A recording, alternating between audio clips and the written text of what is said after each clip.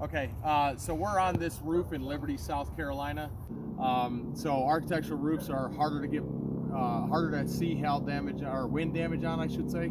So during our inspection, we were going through, and because previous to us getting here, I looked on our hail trace map, and our hail trace showed the storm from the tornado storm and high winds that came in on May 20th of 2020.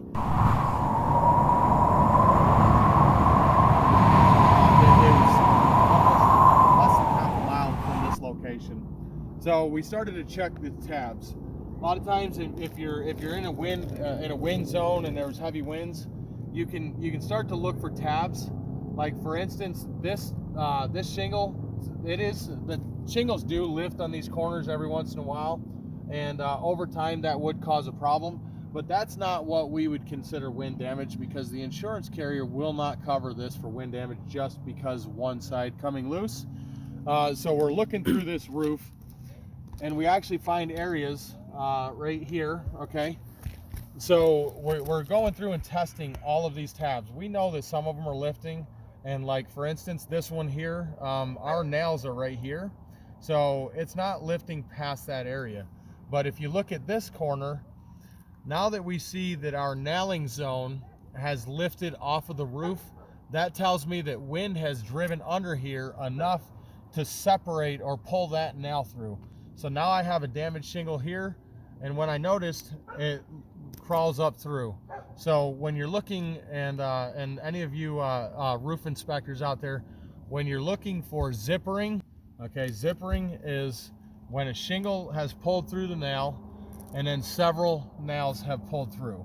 So we decided to go ahead and check every lap. So on the northeast slope in the front, this is our what we marked out as our second test square. We had 18 shingles that were affected by that windstorm. Okay, so going through the whole roof, we did, because this roof is about 20 squares, roofing squares. We made 3 test squares. We made one on the left front northeast side, and we made one on the right northeast side.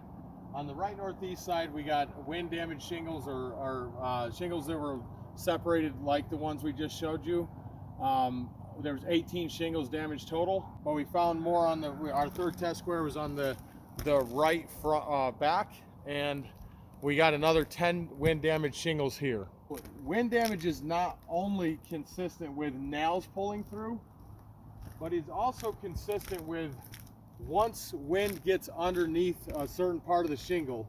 Okay, so another consistency in wind damage is once that wind gets in there, okay, if you can see right here, that is the granular that is separated from this shingle, and it's stuck to the bottom of this shingle.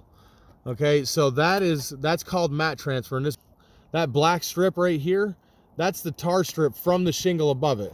So this right here is consistent with wind damage.